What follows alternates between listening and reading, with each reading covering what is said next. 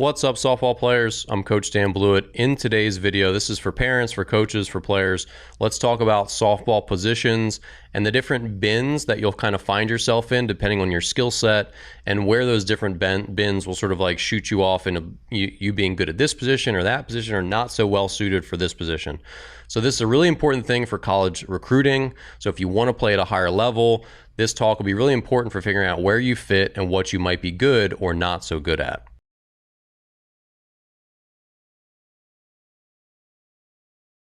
Okay, so in today's talk, let's talk about skills and body type. We'll talk about being true to yourself, the best version of yourself, where you fit in, fitting into a lineup. And lastly, at the end, we'll talk about scouts a bunch and what they're looking for and whether, you're going to fit their mold. So again, why does this matter? It matters because being part of a team means fitting a role. And we all know this. There's players that need to get on base. There's players that need to drive them in. There's players that play very highly defensive positions like shortstop or second base. And there's players that play more offensive positions like first base. So it's important to do this. And also, I've helped a lot of players over the year understand where they fit best and how they can maximize their skill set, because lots of players play out of position where they're essentially minimizing their talents, where what you want to do is play a position that's going to maximize your natural abilities. So here's a question: which player is the most athletic player on the field? What position would that player play?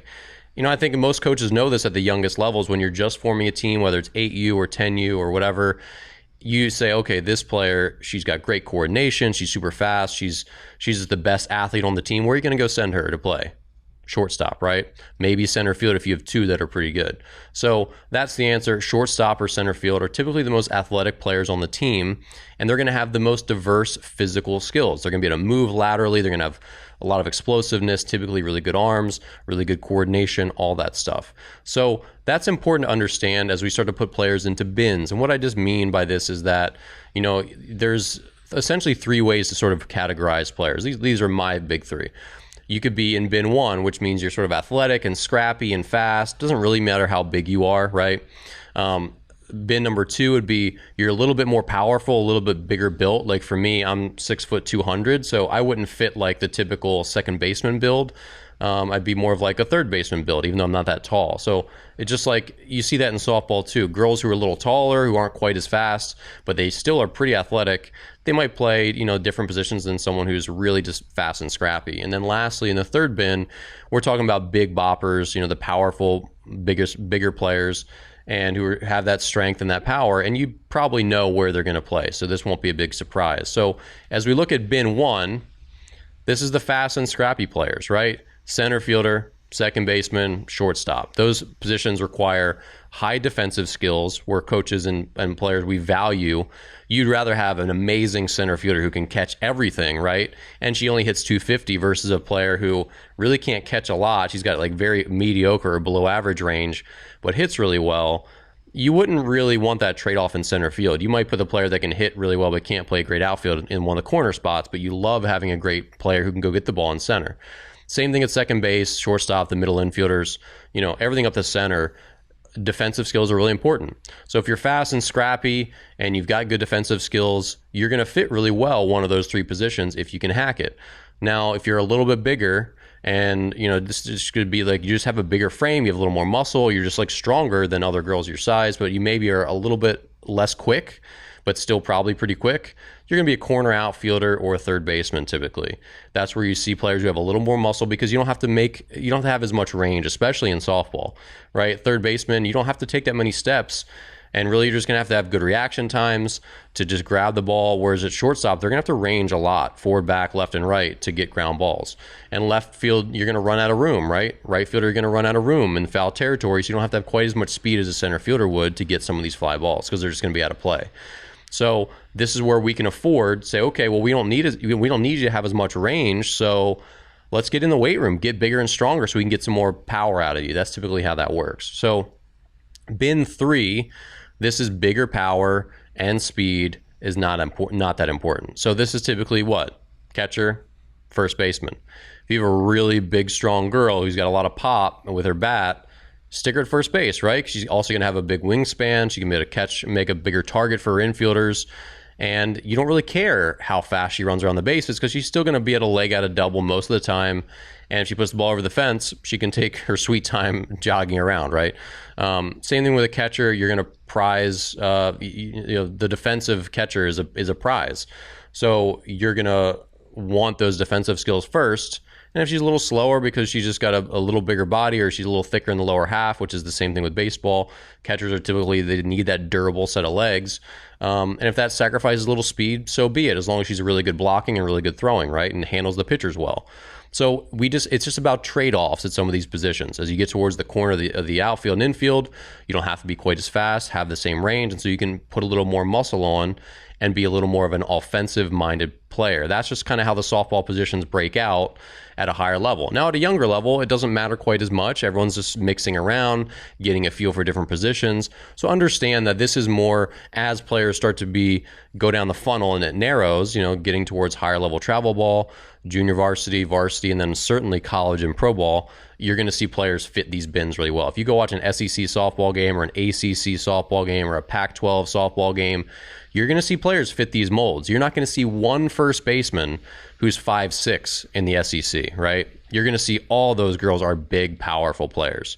And you're going to see some pretty strong third basemen, right? You're going to see all these skills break out, where it's almost like if you took every left fielder in the SEC, she's going to be of a pretty similar build. And you see this in Major League Baseball and Division I baseball just the same.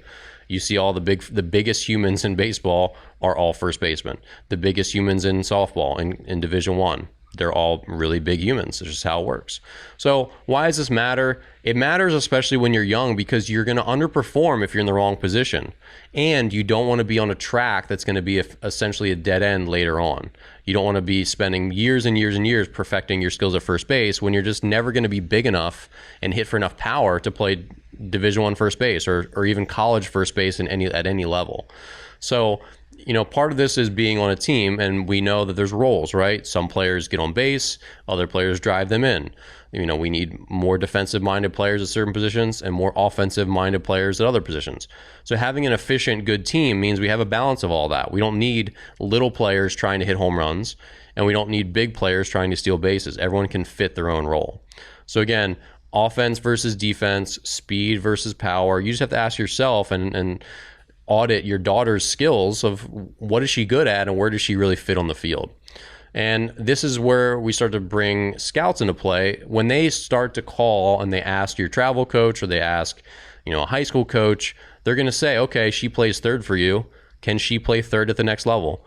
She plays center field for you. Can she play center at the next level? If the coach is honest about it, they'd be like, no, she'll probably have to move to the corners in college because she's not quite fast enough. But she's fast. Like, she does a great job for us at center field, but she's not a Division I center fielder, or she's not a Division I shortstop, or she's not a college shortstop. Could be, any level. And that's very common. And this funnel even narrows more in pro ball. You could be a Division I shortstop and play some pro fast pitch, and you're just not good enough to play fast pitch, or you're not good enough to play in the pros as a shortstop. They might move you to second base, even though they draft you. They might move you to third base because they have a player that's better than you.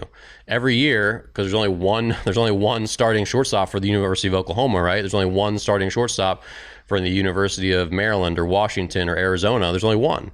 So you might get to play at Arizona as an infielder, but you're going to have to duke it out to play shortstop. You're going to have to duke it out to play third base. And if you're not good enough to play shortstop, the next best infielder is going to play either third or second. And if the shortstop gets hurt, the second baseman's probably going to slide over, right? That's kind of how that works. So, again, you want to have this skill set where they say, hey, can she do that at the next level? And again, if you're this skinny, not super tall first baseman that hits for no power, but you're a really good first baseman, when they ask this question, your coach is going to say no. She can't hit enough to play first base in college. So that's where this is important, because you have to be honest about your abilities and your body type. So if you just aren't going to have the foot speed to play it in college and you're playing the outfield now, you better learn how to play third base or learn how to play first, or learn something that's going to make more sense. Because if you're just not going to have that raw skill as you get older, like 15, 16, where it's kind of like, okay, this is what I have. This is, you can always develop your skills, but players like speed is not something that you're not going to go from a slow player to be a burner, right? You might be fast to faster or average speed to a little bit above average, but you're not going to probably change dramatically from one way to the next. You're not going to go from having no power to tons of power. You might have power to a lot of power, but again, the skills, there's a level of natural ability that you need, and we can always improve that through development. But you might work your whole life and never have as much power as some girl does just rolling out of bed. So you have to be honest with your abilities and say, okay, I'm probably just never going to be fast enough to play the outfield in college. So let's go take 150 ground balls a day and be an amazing third baseman or an amazing second baseman or whatever. And that's okay. And that's where it comes down. You don't want to be in this position where what you're doing and spending all this time on is a dead end. You just don't want to do that. So being versatile is important. Learning other positions is important. And also just having an idea, again, what track you're on and what those skills are that are required at the next level. So I hope this video, and that's why I did this video on this topic, is you need to ask yourself, where do you fit in? And what positions are going to be good for you today and are also going to be good for you tomorrow. And you don't have to know necessarily today if you're 12, 13, 14. You certainly don't if you're 9, 10, 11. But again, it'll come back to this question, where if you played third base your whole life, but you're just not that good of a third baseman, you don't have the arm strength for it or whatever, or the glove work for it, and someone says, can she play at the next level? And that's all you've ever known, and the answer is no, you're kind of stuck, you're done. But if you can also play the outfield really well, or you have some versatility where you can learn different things, or you finally realize like, hey, I really need to focus on the outfield now that I'm 16, because I think I could play in college that way, but I don't think I could play that third base in college, then that's a good decision. I've had those conversations with players in the past. So if you have any questions, leave them in the comments or description of this video below. Obviously, this is a tough thing, and you want to try to figure out where you're going in college and what you're good at and what you can really excel at, because every player has the ability to help their team and be a contributor, and many players can contribute at the next level, whatever that next level is, if you're doing the right things and developing the right skills for the right position. All right. Thanks again for watching. I'm Coach Dan. Be sure to check out the description below, and I'll see you here in the next video.